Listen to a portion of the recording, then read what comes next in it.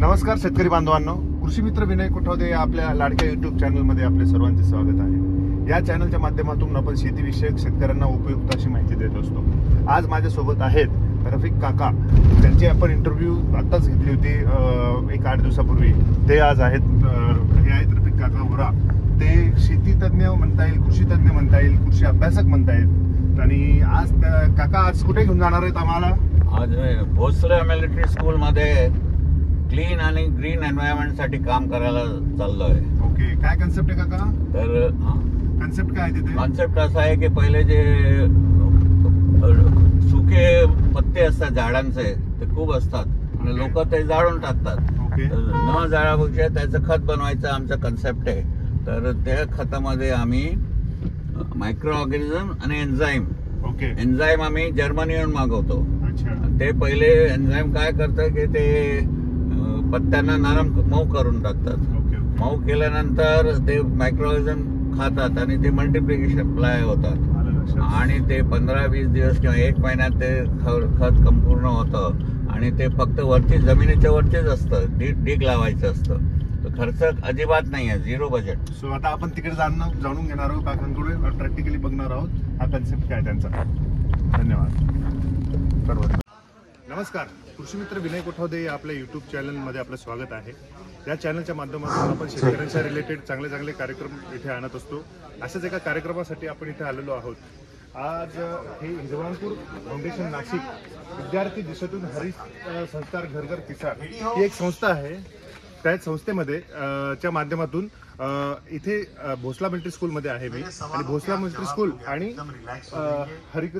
हरिसंस्कार जे आहे दुर्वांपूर यांच्या संयुक्त विद्यमानाने इथे एक सुंदर असा कार्यक्रम आयोजित केलेला आहे। हे बघू शकतो आपण, हे आहे कंपोस्ट खत बनवण्याचा कार्यक्रम आहे। ही आहे ऍक्च्युली वेस्ट पासून ते बनवणार आहेत कंपोस्ट खत, आणि विद्यार्थी पण इथे जमलेले आहेत सर्व। आणि हे सर्व यांचा हरित जो दुर्वांपूरचे मेंबर्स आहे इथे बघा, यांचा अतिशय छान संदेश देण्यात येत आहे। झाडे वाचवा, पर्यावरण वाचवा, नदी वाचवा, गोदा वाचवा, प्रदूषण टाळा, प्लास्टिक टाळा, निसर्ग वाचवा। आणि हा पूर्ण ग्रुप आहे। भोसला मिलिटरी स्कूलचे प्रिन्सिपल सर आहेत आपल्यासोबत, आणि कर्नल पुरी सर, राईट, कर्नल पुरी सर, आणि आमचे मार्गदर्शक रफिक काका ओरा। थोड़ी है ना फॉर्मेलिटी हम बाद में करेंगे। कार्यक्रम चालू झालेला आहे इथे।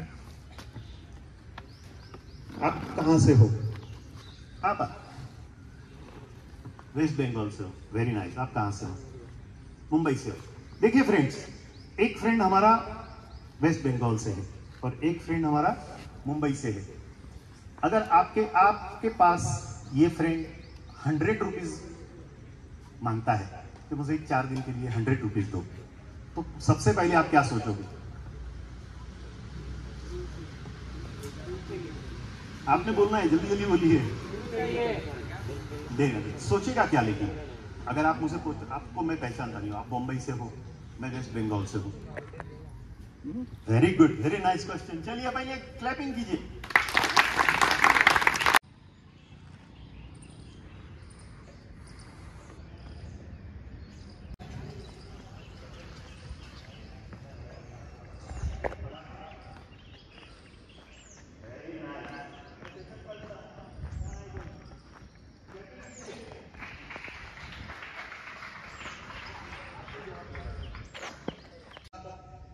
विदाउट अनाज, विदाउट कोई भी फूड इंसान जिंदा रहता है, और जो तपस्या करते हैं वो साधु ही है। ओके, 180 डेज आप अपना नाक और मुंह दोनों बंद कीजिए, फटाफट कीजिए सब लोग। देखिए कितने सेकंड तक हम रह सकते हैं। चलिए कीजिए, फटाक से नाक बंद कीजिए।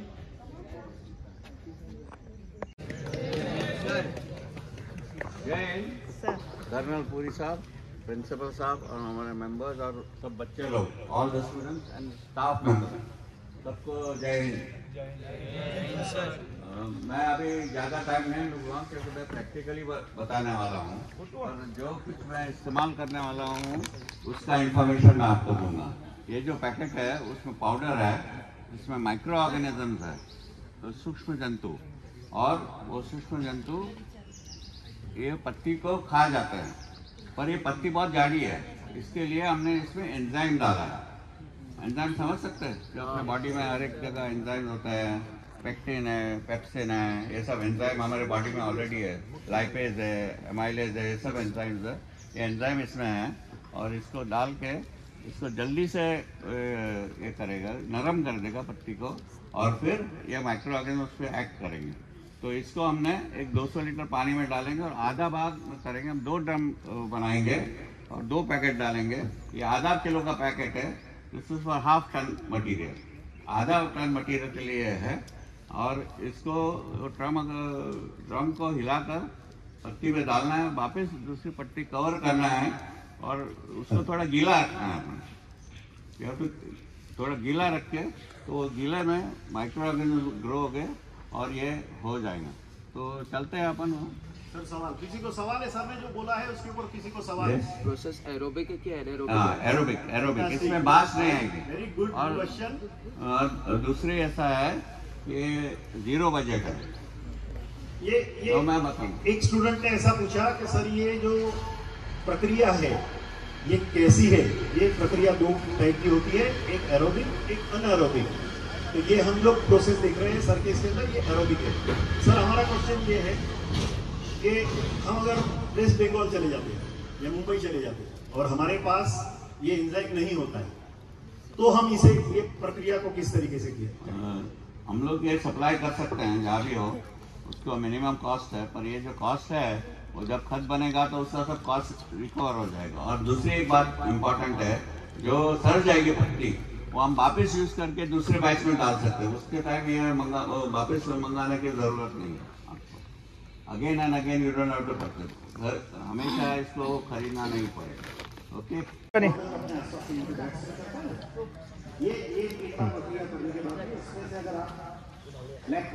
अभी ये पाउडर हम पानी में मिक्स करते हैं और 200 लीटर ड्रम में डाल देते हैं। ओके, मोबाइल माइक पकड़िए ना सर, माइक पकड़ लो आप कीजिए, आप अपना। हाँ सर चलिए, क्लैपिंग हो जाना चाहिए। सर के पास जो कंपोस्ट के लिए जो बैक्टीरियल कल्चर था, बैक्टीरियल कल्चर है, बैक्टीरिया है इसमें। हॅलो कुठे? हॅलो, अरे राम मोठं घे ना।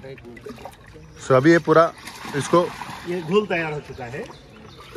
ये घोल को हम इसके अंदर रखेंगे। ये विशेष चीज है, ध्यान रखना मित्रों, आप लोग जहाँ भी रहो नहीं काय खाली